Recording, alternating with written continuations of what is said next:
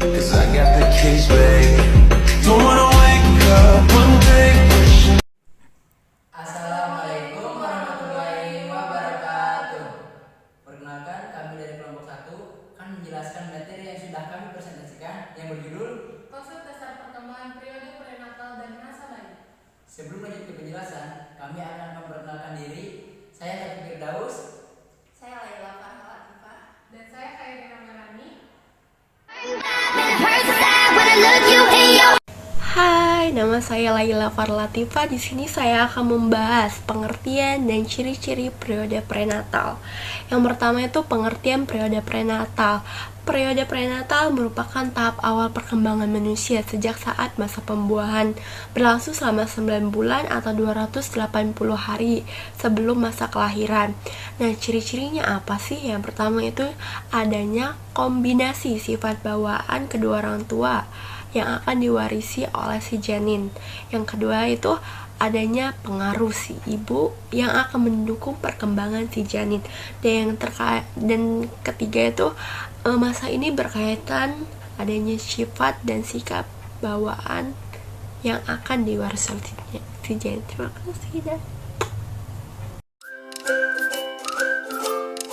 Periode pada prenatal. Yang pertama yaitu periode germinal. Masa ini berlangsung sejak sel telur dibuahi sampai 10-14 hari. Tahap ini meliputi kemunculan zigot, diikuti pembelahan sel dan berlangsungnya implantasi. Yang kedua yaitu periode embrio. Masa kehamilan dari akhir minggu kedua sampai dengan akhir minggu ke-8 ditandai dengan pesatnya perkembangan organ tubuh, pernapasan, pencernaan, dan sistem saraf. Ini adalah diferensial sel terjadi. Yang ketiga yaitu periode janin. Nah, periode ini merupakan masa perkembangan prenatal yang dimulai 2 bulan setelah pembuahan dan biasanya berlangsung selama 7 bulan. Pertumbuhan dan perkembangan semakin menunjukkan prosesnya yang luar biasa. Perkembangan otak adalah satu hal yang paling menakjubkan dalam perkembangan prenatal. Saat bayi dilahirkan, mereka telah memiliki kurang lebih 100 miliar neuron atau sel saraf yang mengatur.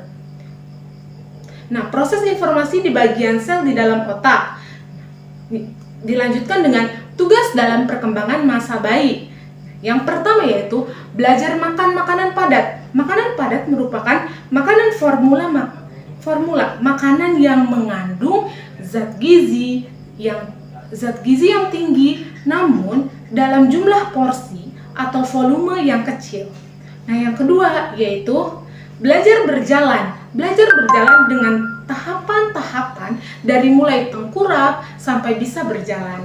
Yang ketiga yaitu belajar bicara merupakan perkembangan berbicara yang harus dimiliki anak sebagai satu kesatuan mulai dari kemampuan dasar, berdasarkan kelompok umur dan karakteristik perkembangannya. Itu saja.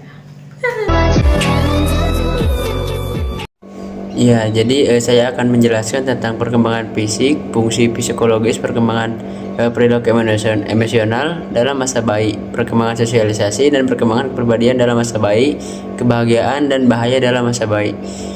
Yang pertama ada perkembangan atau peningkatan fisik. Nah, dari peningkatan fisik ini ada beberapa perkembangan. Yang pertama, ketika 6 bulan pertama pertumbuhan pesat.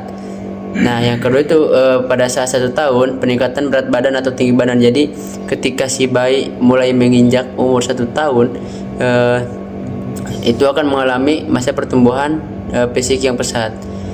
Terus yang ketiga, dari laki-laki pola pertumbuhan perempuan sama. Jadi pada 1 tahun ini si bayi memiliki pola pertumbuhan yang sama antara laki-laki maupun perempuan.